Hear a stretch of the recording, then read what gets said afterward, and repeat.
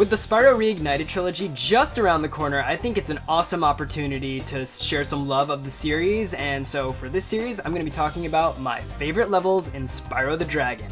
I like a top 7 because 5 is too little, 10 is too much, and I want to do something different, damn it, so I will. So let's just get right on into it. Number 7, Terrace Village. I love Terrace Village. It is super chill, and the vibe is so kind of quaint. It's a really good intro to the Beastmaker world. It's fun, it's green, and I really like that. You get the Norks with the electricity really starting to pose a threat. The music in Spyro is tops, and it's one of my favorite tracks. I still listen to it sometimes when I'm just trying to veg out.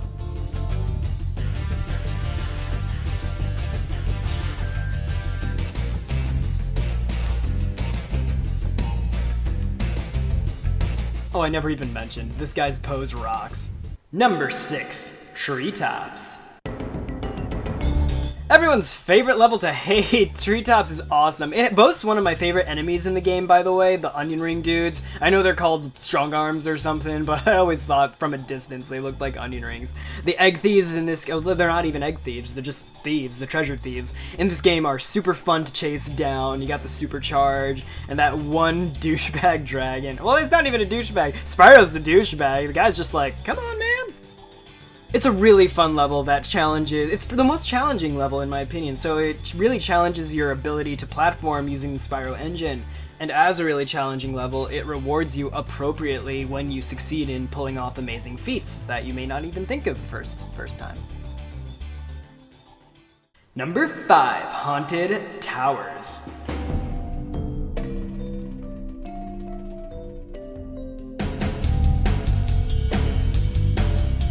Another groovy bass line, it's so awesome. Haunted Towers is a level that I appreciate because I always loved that fantasy medieval look, and those knights in shining armor, they're crazy. They don't give a fuck, they'll just smack the crap out of you. A really interesting element of this level was always the bottom. It had like the sun was at the bottom of it, and then the dark was like up in the sky. It was really cool. It had like, it was very, like, that was the most Dreamweaver-y thing about that level, even though it's all magic and stuff. I really just loved, like, when you would die, you'd fall right into the sun. I thought it was just interesting.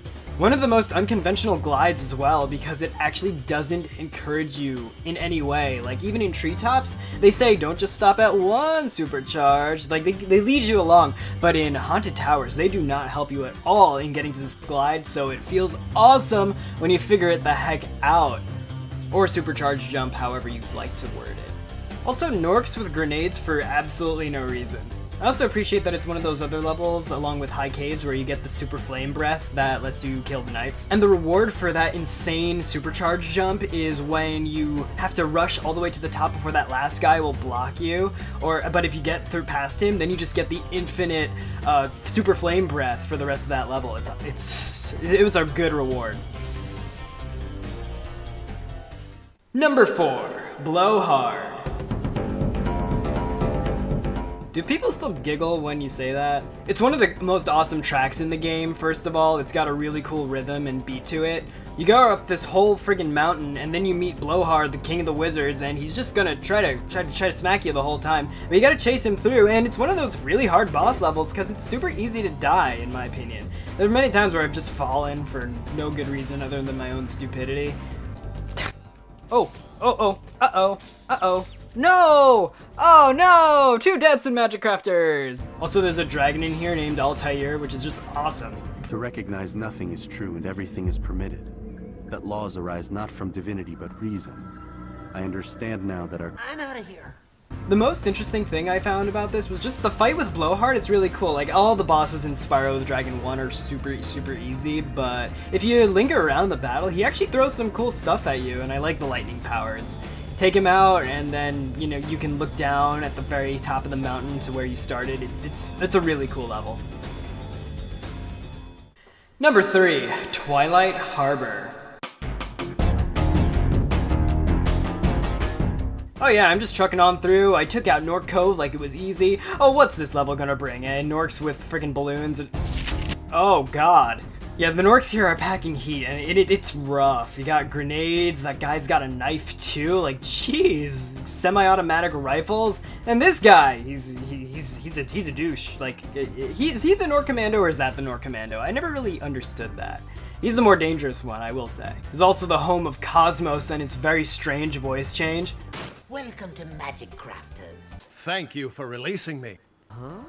But the thing I like most about this level is the music's amazing as usual. The aesthetic is really beautiful. Like, I love harbors in general. I really like harbor levels. But this one, it has that sunset look to it.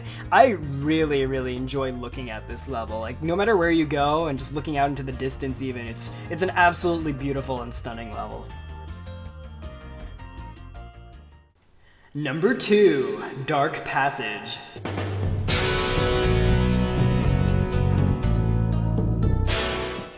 This level's aesthetic is one of the most beautiful things in my effed up mind. Like, I really love the idea of things that are really cute becoming really, really vicious, and those dogs are the embodiment of that. The turtles too. Like, these enemies are scary as well. Like, when you're playing through the game and you take out, you know, little kibbles and bits over there, and he turns into Schlagfest, like, I don't want to mess with that, and he's cool. They look really cool in the remake, by the way, freaking molten mouths.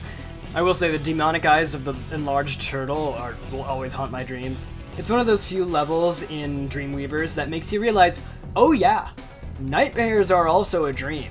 And I love the way it kind of toes this balance, using the fools as an arbiter for when they have the lights on and the lights off, between what is dream, because they're adorable, and then what is nightmare, because they're just vicious. The turtles especially, because they're indestructible when they're huge. And that one douchebag who doesn't turn the light back on, like, you have to, like, run right through death to take those guys out. Oh, and this bit! Oh, did I say anything about the music in this one? Right when you get in. Yeah, that electric guitar tells you that this level means business. Number 1, Jacques.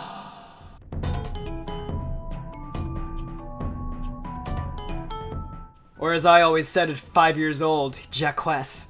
God, culturally insensitive much? It's natural that my number 1 favorite level would be a boss level. I think that's what edges it out over 2, because, you know, Dark Passage and Jacques are pretty similar.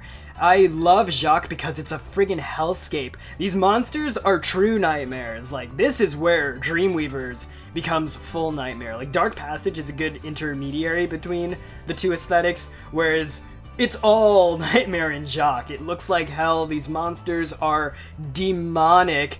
Those guys can't die unless you run your face into them. Like, I don't want to run my face into that. These guys are weird. You're weird and creepy. And it smacked me. As always, it has immortal fools in it, and there's that one mission where there's that fool and you're like, what platform is he activating? And you find out it's that super tall one, and you gotta glide all the way to get to that dragon. It's the only way, so it's one of those other things that makes you wonder, what puzzle do I need to do to figure that out? It's just not apparent, and I love when things aren't apparent right off the bat. This little swoop of demonic death right over here, and if you miss... Oh, come on. Alright, okay. And of course, the ultimate wisdom from any of the Elder Dragons. Aim high in life, but watch out for flying boxes. Yeah, I don't see that shit in my fortune cookie. I want a t-shirt that says that. And the main man himself, Jacques. Scourge of Dreamweavers, purveyor of Flying Boxes Incorporated, and master of nonsense, Jacques will not even look like you heard him. Also, I always wondered if that was a mask or his face, and if so, I can't wait to see what that looks like in the remake. It's gonna be ridiculous. He kind of reminds me of Mad Jack in Donkey Kong 64, who was another terrifying Jack in the Box man. It was really cool how, like, when you flamed him, he never looked like he got hurt. He just kept ascending that thing. That's really easy to fall off of, by the way, when you're 5. So of course at the top he ultimately dies and gives you all the treasure like any boss would, but it's a really fun climactic boss. Again, they're all really easy by any other game's standards, or even the subsequent games. However, it's cool how you just kind of make it all the way to the top and then you take him out and there's your return home button right there. In retrospect, I'm looking at this list, and man, a lot of love on my part for Dreamweavers. I guess I really like Dreamweavers. I never realized that. But 4 of the items on this are that. And then you got 1 Magic Crafter, 1 Nasty's World, and then 2 from Beastmakers, which is interesting. No love for Artisan, Homeworld, or even Peacekeepers, even though I think the Peacekeeper dragons look awesome. Okay, I'll make some honorable mentions. For Peacekeepers, it's definitely, you know. And for Artisan, I'm gonna hand it to Stonehill. It's just the memories, man. And the music is so serene and a really fitting beginning for the whole adventure that comes afterwards. Okay, fine, 1 more honorable mention. Yes, flight levels are a thing, I know. Night Flight, for sure. I love that super awesome remix of Alpine Ridge. It's super chill and it sets a really good rhythm for the rest of the aesthetic. Okay, so that's my list, all of it. I'm gonna cap it off there. Again, I really want to hear yours. What's your favorite memory from the original Spyro game even? And what are you most excited to see from the Reignited trilogy? As always, thank you so much for watching. Do like this video if you like this video and subscribe if you haven't. For now, this is Dave out. Peace out.